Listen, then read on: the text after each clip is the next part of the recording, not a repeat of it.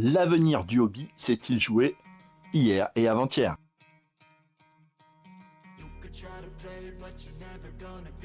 Bienvenue, le 7 et 8 avril a eu lieu la TOPS Industrie 2026 et je tente de vous donner tous les messages qui ont été diffusés et surtout de ressortir les tendances pour le hobby pour les prochains mois.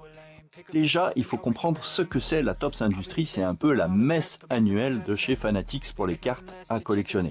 Bien sûr, vous connaissez ça aux États-Unis avec notamment Apple qui fait sa conférence annuelle. Là, ils sont face à tous leurs partenaires, les breakers, les boutiques. Quelques influenceurs étaient invités exceptionnellement cette année. Donc, ils se doivent un petit peu de passer des messages forts. Et c'est ça que je vais tenter de vous expliquer aujourd'hui. La première journée a plutôt été sous le signe des messages forts et du marketing. Alors, concernant les messages, la chose qui est revenue le plus, c'est le plaisir de collectionner.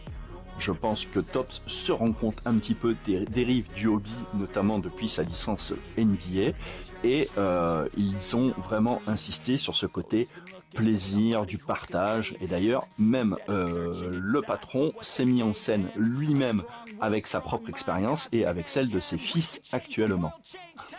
Justement, le deuxième message, c'est la pédagogie. Alors c'est un mot qui est revenu tout le long de la conférence. Je pense que Top se rend bien compte qu'il y a beaucoup de gens qui sont arrivés sur les cartes sportives sans avoir les bases même du hobby, en sentant un petit peu la bonne affaire arriver.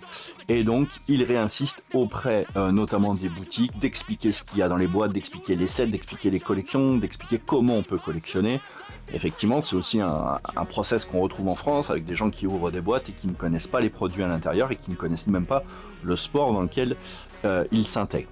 Donc, gros message fort auprès de Topps et de ses revendeurs. Ils ont même présenté une machine sur laquelle vous posez votre box et ça vous sort un petit peu le 7 litres ou qu'est-ce qu'il y a dans la box directement.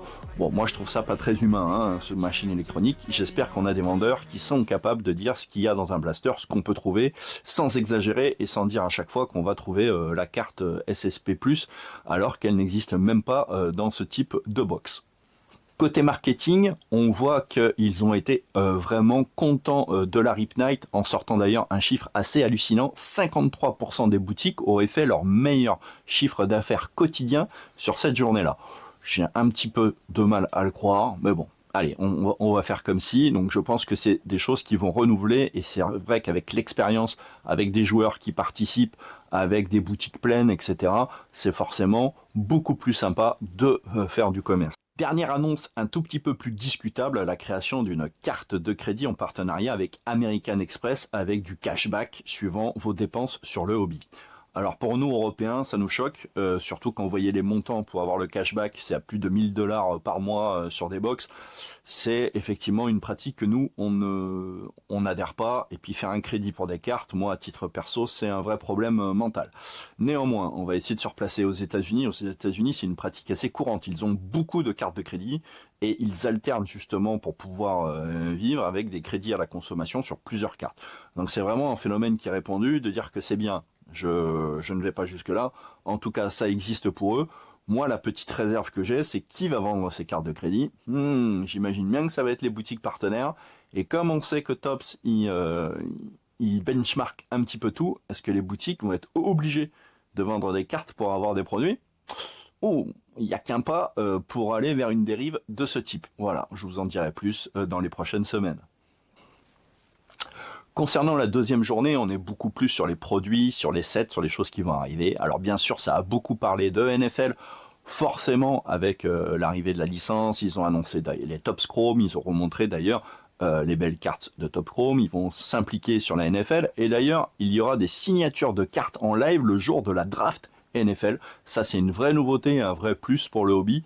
C'est une très bonne nouvelle. Je vous mets d'ailleurs le programme des sets derrière moi en photo. On retrouve du Chrome, du Finite, du Cosmic et de la Résurgence. On avait déjà eu quelques fuites sur Internet.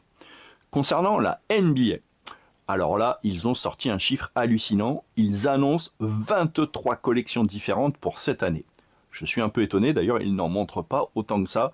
Ils sont bien sûr revenus sur les hoops qui sortent, mais on a vu aussi le calendrier que je vous mets derrière moi. Que d'ailleurs NFL ou MLB ou NBA, les Bowman sont vraiment un produit sur lequel ils insistent. Il va falloir faire attention. C'est vrai que les Bowman est un produit un peu particulier au départ, et là on voit qu'ils essayent de un petit peu l'améliorer, un petit peu l'adoucir niveau hobby, c'est-à-dire un peu moins de prospects, un peu plus de inserts marquants. On revoit les animes qui arrivent et un peu plus de vedettes. C'est vrai que Bowman c'était vraiment des futurs en fait, des gens qui n'étaient pas encore dans les grandes ligues, et là on voit que ça commence un petit peu à tourner. On a du futur, mais on a aussi des grosses vedettes. Le baseball, ça déroule effectivement, 75e anniversaire, il y a beaucoup de sets qu'on connaît, là-dessus ils sont très calés.